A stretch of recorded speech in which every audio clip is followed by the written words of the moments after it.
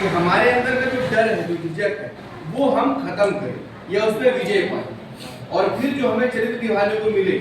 जैसे आप लोग पढ़ लिख के कोई ना कुछ तो बनोगे, ठीक है। मैं अगर बहुत ज्यादा देख रहा हूँ फ्यूचर बच्चों का, तो सबके दिमाग में कुछ ना कुछ, कोई पुलिस बनना चाह रहा होगा, कोई फौजी बनना चाह रहा होगा, किसी के दिमाग में मैं डॉक्टर बनूंगा, मेहनत करूंगा, पढ़ाई करूंगा, इंजीनियर, कुछ नहीं तो मजदूर तो बनोगे। हर किसी का अपना एक जीवन होता है कि नहीं होता? हर किसी का अपनी दिनचर्या होती, उसके आव भाव होते।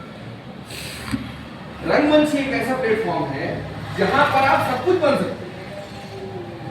हम जब नई तरह की कहानियां उठाते हैं, अलग अलग कहानियां उठाते हैं, तो उसमें कई तरह के चरित्र होते हैं कि नहीं होते? और जब उन चरित्रों को हम जीते हैं, 1 हफ्ते, 15 दिन, महीने, 2 महीने उसका अभ्यास करते हैं, रिहर्सल करते हैं, तो हम उस चरित्र को गहराई से जीते हैं। और जब हम वो चरित्र जीते हैं ना, तो हमें उसके भाव का अनुभव होता है। हम उस पीड़ा को महसूस करते हैं कि एक मजदूर के जीवन की क्या पीड़ा हो सकती है, एक डॉक्टर है उसके जीवन की क्या कठिनाइयां हो सकती है, एक आर्मी मैन उसका जीवन कैसा हो, उसके सुख, उसके दुख, उसके चैलेंजेस, जो उसके सामने जो आती है मुश्किलें, वो सारी चीजें हमें ऐसे ही नाटक, ऐसे ही कहानियां और ऐसे चरित्रों को जीने के बाद पता चलता है। कहने का अर्थ ये है कि जीवन का बहुत सारा ऐसा रहस्य है जो हमें रंगमंच सिखाता है, हमारे अंदर का व्यक्तित्व विकास करता है। जैसे थोड़ी देर पहले मैंने कहा था कि मैं क्लास में जाकर के अपनी बोलने की जो प्रतिभा है उसको निखारती थी, मैं स्पीच देती थी कि मेरे अंदर वो क्षमता विकसित हो कि मैं लोगों के सामने खुद को प्रेजेंट कर सकूं। अपनी बात रखने का तरीका जो सशक्त तरीका हमें सिखाता है वो है रंगमंच, वो है थिएटर। और भैया ने जैसा कहा कि हर व्यक्ति, मैं या आप, बचपन से हम नाटक करते आए हैं। हमें घर में वो नौटंकीबाज का तंगा भी मिल चुका होगा कई बार। हम खाना खाने या खाना ना खाने के कई सारे बहाने ढूंढ चुके होते हैं, काम ना करने के बहुत सारे बहाने आते हैं। जो मुझे पसंद है, मान लीजिए आपको कुछ खेल तो पसंद होगा, पक्का क्लासेस चल रही होती है, आपकी नजरें खिड़की तरफ जाती है, यार मेरा दोस्त खेलने पहुंच के मैं नहीं जा पा रहा।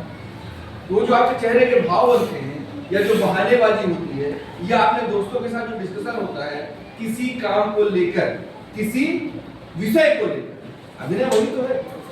और अभिनय, मैं जब स्कूल पढ़ता था तो मेरे भी क्लास टीचर थे, बहुत ही पूजनीय थे, बड़े सम्मानित थे, पर हम लोग इतने शरारती थे, आप ही हो गए, उनकी नकल किया करते थे, गजब की नकल करते थे। शायद इसी कारण से आज थिएटर इतने लंबे समय तक लोग जी रहे हैं। तो एक छोटा सा उदाहरण देता हूँ। एक हमारे टीचर थे, वो थोड़ा सा हल्का सा वो ऐसे चला गया और छड़ी लेकर चल। उसी समय फिल्म आई थी साजन, उसमें वो संजय दत्त के बड़े बड़े बाल हुआ करते थे और वो बेचारा एक पैर में थोड़ा सा ऐसा था, दिव्यांग जैसा। तो हम लोगों ने उन टीचर का नाम ही सत्यकर रख दिया।